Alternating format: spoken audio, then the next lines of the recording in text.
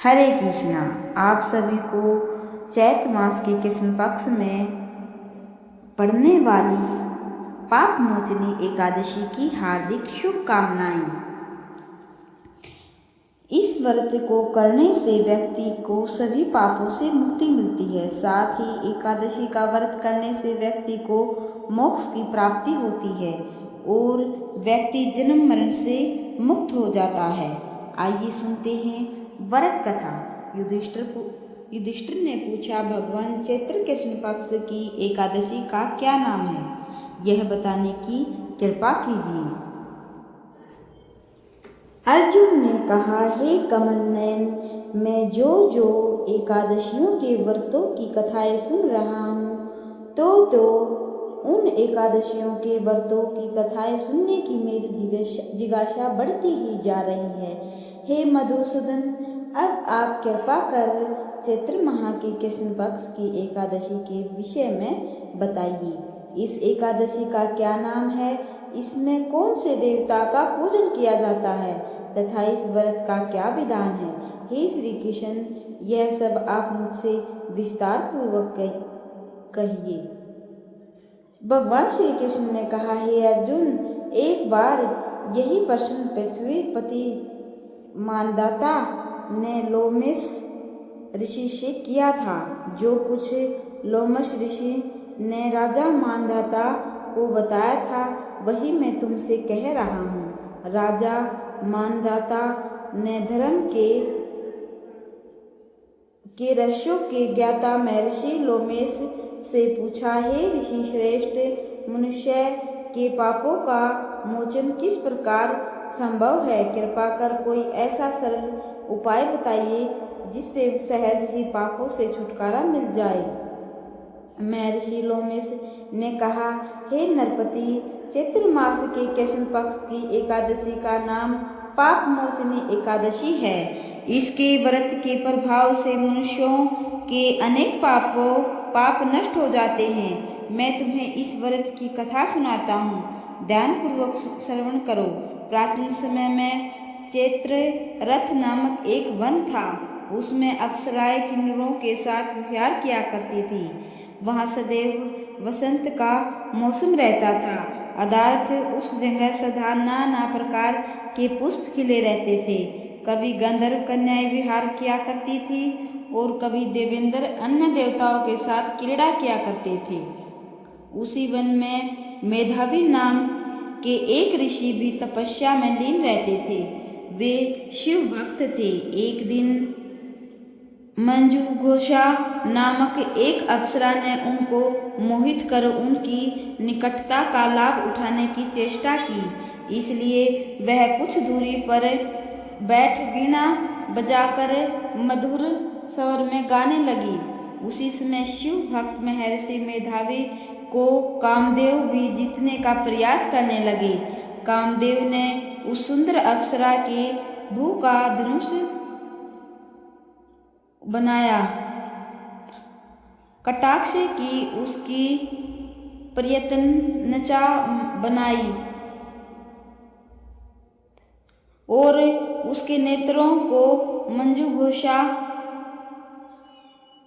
अप्सरा का सेनापति बनाया। इस तरह कामदेव अपने शत्रु भक्त को जीतने को तैयार हुआ। उस समय महर्षि मेधावी भी युवा अवस्था में थे और काफी हष्ट पुष्ट थे। उन्होंने यज्ञोपवीत तथा दंड धारण कर रखा था। वे दूसरे कामदेव के समान प्रतीत हो रहे थे।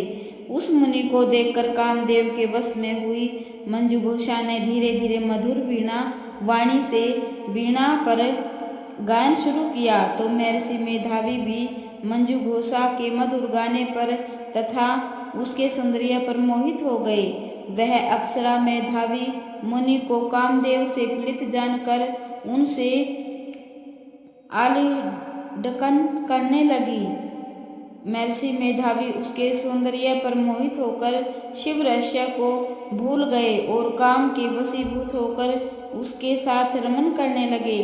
काम के वशीभूत होने के कारण मुनि को उस समय दिन रात का कुछ भी ज्ञान न रहा और काफी समय तक वे रमन करते रहे। तदुपरांत मंजू घोषा उस मुनि से बोली, हे ऋषिवर, अब मुझे बहुत समय हो गया, अतः स्वर्ग जाने की आज्ञा दीजिए। अप्सरा की बात सुनकर ऋषि ने कहा, हे मोहिनी, संध्या को तो आई हो, प्रातःकाल होने पर चली जाना। ऋषि के ऐसे वचनों को सुनकर अप्सरा उनके साथ रमन करने लगी। इसी प्रकार दोनों के साथ साथ बहुत समय बिताया। मंजू घोषा ने एक दिन ऋषि से कहा, हे विप्र, अब आप मुझे स्वर्ग जाने की आज्ञा दीजिए। मुनि ने इस बार भी वही कहा, हे रूपसी, अभी ज्यादा समय व्यतीत नहीं हुआ है, कुछ समय ठहरो। मुनि की बात सुन अप्सरा ने कहा, हे ऋषिवर, आपकी रात तो बहुत लंबी है, आप स्वयं ही सोचिए कि मुझे आपके पास आए कितना समय हो गया, अब और ज्यादा समय तक ठहरना उचित नहीं है। अप्सरा की बात सुन मुनि का समय का बोध हुआ और वह गंभीरता पूर्वक विचार करने लगे। जब उन्हें समय का ज्ञान हुआ तो उन्हें रमन करते कई समय व्यतीत हो गई, तो उस अप्सरा को वह काल का रूप समझने लगे। इतना ज्यादा समय भोग विलास में व्यर्थ चला जाने पर उन्हें बहुत क्रोध आया। अब वह भयंकर क्रोध में जलते हुए उस तप नाश करने वाली अप्सरा की तरह भ्रुकुटी तानकर देखने लगे। क्रोध से उनके अधर कांपने लगे और इंद्रियां बेकाबू होने लगी। क्रोध से थरथराते स्वर में मुनि ने उस अप्सरा से कहा, मेरे तप को नष्ट करने वाली दुष्ट, तू महापापिनी और बहुत ही दुराचारणी है, तुझ पर धिक्कार है। अब तू मेरे श्राप से पिशाचिनी बन जा। मुनि के क्रोध युक्त श्राप से वह अप्सरा पिशाचिनी बन गई। यह देख वह व्यवस्थित होकर बोली, हे ऋषिवर, अब मुझ पर क्रोध त्याग कर प्रसन्न होइए और कृपा करके मुझे बताइए कि इस श्राप का निवारण किस प्रकार होगा।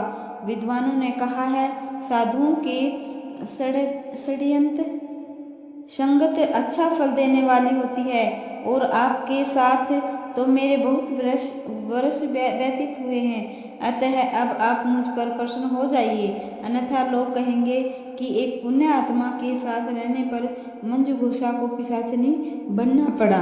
मंजू घोषा की बात सुनकर मुनि को अपने क्रोध पर अत्यंत ग्लानि हुई, साथ ही अपनी अपकीर्ति का भय भी हुआ। अतः पिशाचिनी बनी मंजू घोषा ने मुनि ने कहा, तूने मेरा बड़ा बुरा किया है, किंतु फिर भी मैं तुझे इस श्राप से मुक्ति का उपाय बताता हूँ। चैत्र मास के कृष्ण पक्ष की जो एकादशी है उसका नाम पाप मोचनी है। उस एकादशी का उपवास करने से तेरी पिशाचिनी की देह से मुक्ति हो जाएगी। ऐसा कहकर मुनि ने उसको व्रत का सब विधान समझा दिया। फिर अपने पापों का प्रायश्चित करने के लिए वे अपने पिता चयवन ऋषि के पास गए।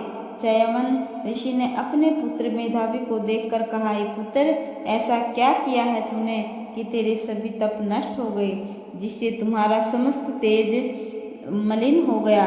मेधावी मुनि ने लज्जा से अपना सिर झुकाकर कहा, पिताश्री, मैंने एक अप्सरा से रमन करके बहुत बड़ा पाप किया है।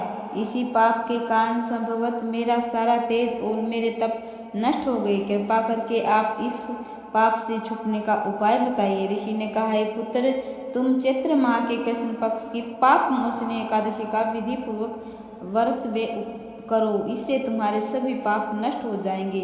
अपने पिता चयवन ऋषि के वचनों को सुनकर मेधावी मुनि ने पाप मोचनी एकादशी का विधि पूर्वक व्रत किया। उसके प्रभाव से उनके सभी पाप नष्ट हो गए। मंजू घोषा अप्सरा भी पाप मोचनी एकादशी का उपवास करने से पिशाचिनी की देह से छूट गई और पुनः अपना सुंदर रूप धारण कर स्वर्गलोक को चली गई।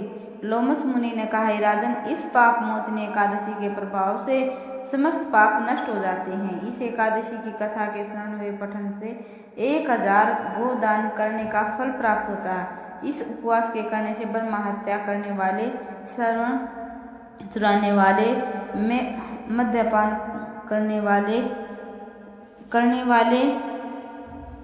आदि भयंकर पाप नष्ट हो जाते हैं और अंत में स्वर्ग लोक की प्राप्ति होती है। बोलिए श्री कृष्ण भगवान की।